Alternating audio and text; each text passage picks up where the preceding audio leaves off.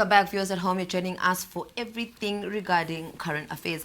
Now, the state of the African diaspora is the continent's sixth region, which includes the 300 million Africans living in the Americas, Europe, and other parts of the world.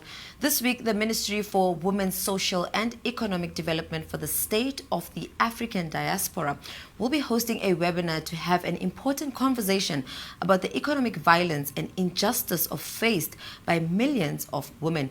For more on this, I am joined now by State of the African Diaspora Minister for Women's Social and Economic Development, Nthabiseng Montsho. Good evening, and thank you so much for joining us. Thank you. Thank you so much for having me.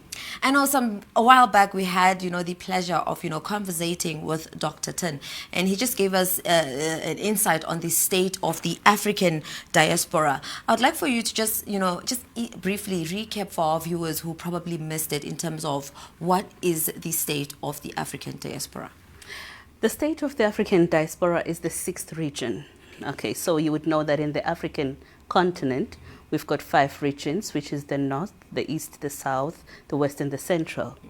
And then we have the sixth region. So you would know that in the past, there are people who were taken forcefully from Africa by the colonizers, and they were dispersed or even, sent to different parts of the world as slaves. And of course, there's those people who voluntarily left to go to Europe to stay there, for various reasons, especially the reasons of having a better life or finding a better life for themselves. So we are representing the sixth region, which has over 350 million people who are part of the state.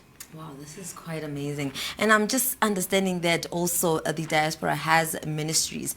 Now, to our understanding, and I think I need clarity from your side, is that would your ministry work the same way with budgets and so forth? Okay, so we are a fully fledged government. So we do have a parliament and we do have ministers. And we work differently because we are a ministry without borders. We are a government, rather, without borders, which means that, of course, each and every government would have its own, or department would have its own budget in order to ensure that we are able to make a change, or to be able to bring the change that we want to bring, or even help, to build various programs and projects around the African continent in order to ensure that people in the diaspora also have, that space where they can come back to Africa in a space that has been prepared for them, working together hand in hand with the African governments, of course, and us as the state of the African diaspora. Minister Nthabiseng, I hear you speaking about the projects and the many beautiful, avenues you guys are creating in terms of to harmonize this process. I want to know from you, how do you then go about, reaching out to some of the constituencies and, informing them on the many, assistance as well as, services that is available for them, to them? Okay. So I think I have to put it out there that I'm a newly appointed minister. Okay.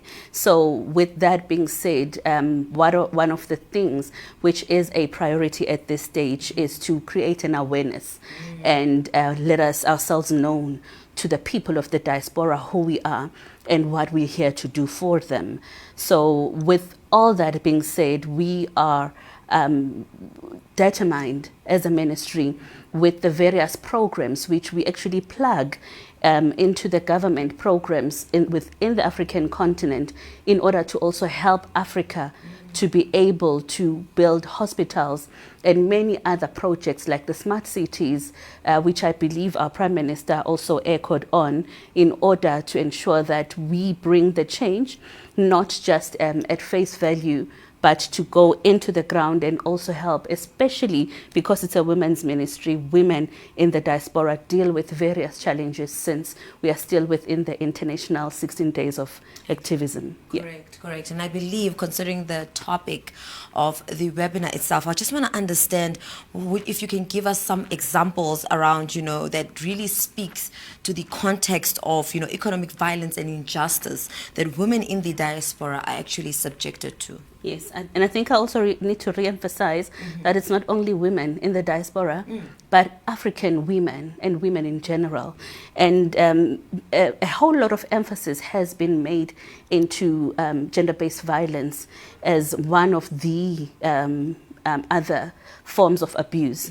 And most of the time, what is very critical, which causes women to continue to remain in abusive spaces or toxic spaces, is economic violence. When we talk on economic violence, it's actually very vast, so we can't just speak on one thing, but it's about abusing people financially, and I'll speak for women. I know men also go through that. It's about abusing somebody financially, depriving them of access to finance, especially for women who have to make a lot of sacrifices, especially even in the working environment, having to work and have degrees or all the qualifications and being deprived of the salary they deserve. That is a form of economic violence. In the households where married couples are, where a woman can be deprived of the finances, or when they are made to go and take out loans and also be controlled financially, having women have to not have access into the account. Sometimes, and what we've seen happen nowadays is women being targeted, single women being targeted in order for them to provide for, I don't know, they call themselves swindlers. And this is the truth and the reality of what women are subjected to, whereby women are stripped of what they have worked hard for. And as I'm saying, it is vast, it is deeper. It goes more than what the eye can see. But as the ministry, we are here to bring about awareness and education so that women can know and be able to pinpoint that particular form of violence, because it is what keeps them and even leads them to death, because it's difficult for a woman who is not economically emancipated to live in abusive space, because most of the time they depend on these abusers.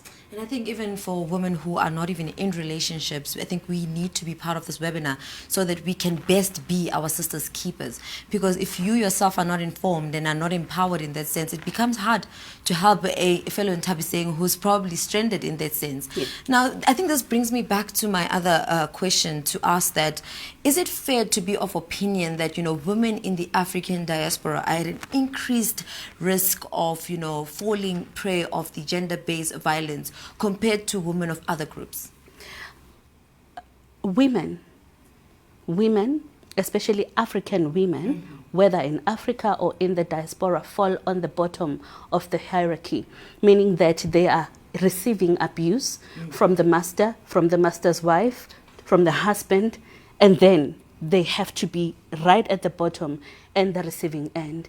And the truth of the matter is that, yes, young women, it has been going on for many, many, many years. And I think it's not every time that there is that particular subject that is dealt with openly as I intend to do that. Hence, part of the programs and the projects which the ministry, my ministry or our ministry aims to do, is to ensure that we give women a holistic approach in order to deal with the sketch of economic violence and be able to do programs such as the eco-villages, which we will be implementing in different regions of the African continent, and even some parts of the diaspora, of course, in order to bring women into the space of safety.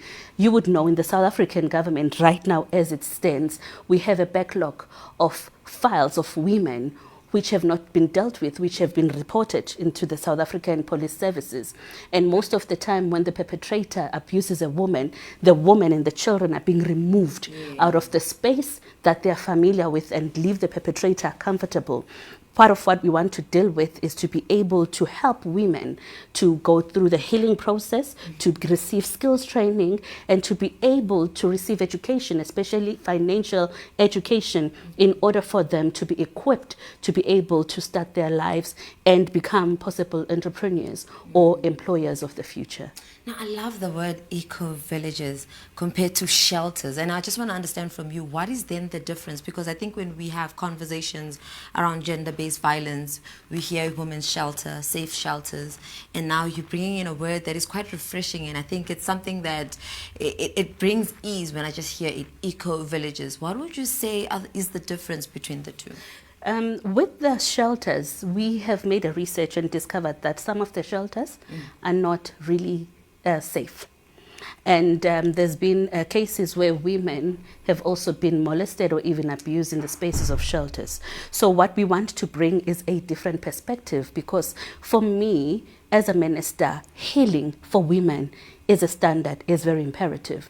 So if we can bring them into that space of being able to taking them into the soil, into agricultural spaces, into them going to be in touch with themselves, walking barefoot on the sand, being able to cultivate the land and understand the whole notion of Africanism, educating them about who they are, where they come from, and the power as women that they possess. It's a shelter, rather it's a village of women of diverse backgrounds who will be coming there to educate and teach each other about beading, works of their hands, and the energy space and agriculture and construction, things that women are capable of doing. And it's that one of the programs, rather among many other programs like the Women Empowerment Bank, which we are working on right now, that will be able to make it easy for women to even access funding. Because if you're an African woman in this current space right now in the banks, you are likely to pay higher interest rate.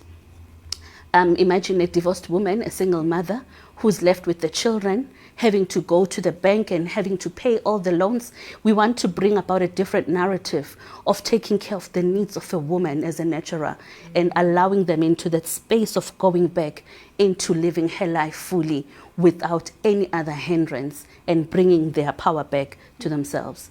Yeah, this is offering a lot, and I think this is something that we all have been waiting for, because I think, we were having this conversation earlier in the week to say 16 days of activism is slowly becoming something that is so disregarded. Yeah. And funny enough, the impacts of gender-based violence, they keep on growing and dominating in communities and societies, hence killing a lot of families in that sense. Yes. Just in closing, I'd like to get to understand from you in terms of, I believe the webinar will be taking place Thursday, 12th December. If you can just share with us how can people sign up, and in your view, who should actually be part of it, and who would be some of the luminary speakers in this specific webinar? Okay.